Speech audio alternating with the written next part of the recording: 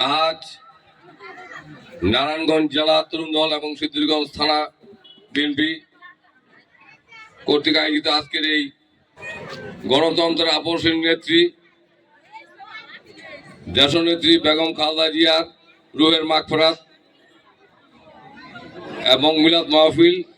আজকে এই মিলাদ মাহফিলে যারা এই আয়োজন, প্রিয় সংগ্রামী নেতৃবৃন্দ এবং এলাকার বাসী, আপনারা জানেন যে আমাদের দেশনেত্রী বেগম খালেদা জিয়া এই ফ্যাসিস্ট খুনি হাসিনার এই 17 বছরের দুঃশাসনে জিয়া পরিবারের উপর কি অত্যাচার করেছেন আপনারা সকলেই জানেন।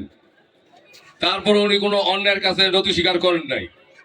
উনি বাংলাদেশের জনগণকে ভালোবেসে শত অত্যাচার সহায় করেছেন। আপনারা জানেন তার দুটি সন্তান একটি সন্তানকে বিভিন্ন কায়দায় ফ্যাসিস্ট খুনি হাসিনা তাকে বিনা চিকিৎসায় জেলবন্দি করে তাকে মৃত্যুর কোলে ঠেলে দিয়েছেন এবং আমাদের দেশনেত্রী বেগম খালেদা জিয়াকে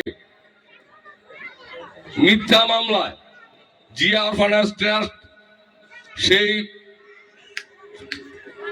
2 কোটি টাকা কুয়েত থেকে দিয়েছিল, কিন্তু সেই টাকা ব্যাংকে এখন 6 কোটি টাকার উপরে, সেই একটা মিথ্যা মামলা দিয়ে তাকে 7 বছর জেলে রেখেছে।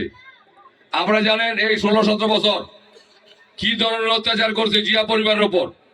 আমাদের বর্তমান চেয়ারম্যান বিএনপির জনাব তারেক রহমান, আমাদের প্রাণপ্রিয় নেতা, তাকেও কিভাবে অত্যাচার করেছে এবং তিনি এই বিদেশে থেকে বিএনপিকে নেতৃত্ব দিয়ে 5ই আগস্ট খুনি হাসিনা শেখ হাসিনা এই দেশ থেকে বিতাড়িত করেছেন একমাত্র তারেক রহমানের নেতৃত্বে। আপনারা জানেন যে খুনি শেখ হাসিনা উনি শুধু বিএনপির উপরে আক্রোশ চালান নেই, উনি সারা বাংলাদেশের জনগণের উপরে উনি নির্যাতন করেছেন। আপনারা জানেন, আপনাদের সন্তান আমিও সেই শেখ হাসিনার কাছ থেকে আমরা রেহাই পাই নাই। আমার নামও প্রায় 97টি মামলা দিয়েছিলেন এই 17 বছরে। আমাকে 28 বার রাজপথ থেকে গ্রেপ্তার করেছে, আমাকে 107 দিন ধারাবাহিকভাবে রিমান্ডে নিয়েছে। 5ই আগস্টের ছাত্র জনতার আন্দোলনের সময় এই খুনি শেখ হাসিনার নেতৃত্বে আমার পরিবারের উপরে এবং আমার উপরে গুলির অর্ডার দিয়েছিল। আমাকে বাসায় না পেয়ে আমার এই বাড়িঘর ভাঙচুর করছে ডিবি পুলিশ এবং বলেছে যে আমার বাবাকে বলেছে যে তোর ছেলে 70 রাত মাটির তলে থাকলো, তাকে আমরা গুলি করে মারবো। এত অত্যাচারের পরও আমরা বিএনপিকে ভালোবাসি এবং আগামীতেও বিএনপিকে ভালোবাসবো এবং আপনাদের কাছে একটা অনুরোধ থাকবো যে আমরা 17 বছর ভোট ও ভাতের অধিকারের জন্য সংগ্রাম আন্দোলন করেছিলাম। সেই আন্দোলনের ফসল 5ই আগস্ট। আপনারা জানেন আগামী 12ই ফেব্রুয়ারি জাতীয় সংসদ নির্বাচন। সেই নির্বাচনে আমাদের সিদ্ধিরগঞ্জ এবং সোনারগাঁ 2টি থানা থেকে যাকে নমিনেশন দিয়েছেন যে আজাদ ইসলাম মান্নান, তার পরিবার সহ বিগত 17 বছর অনেক আন্দোলন সংগ্রাম করেছে, অনেক নির্যাতনের শিকার হয়েছেন।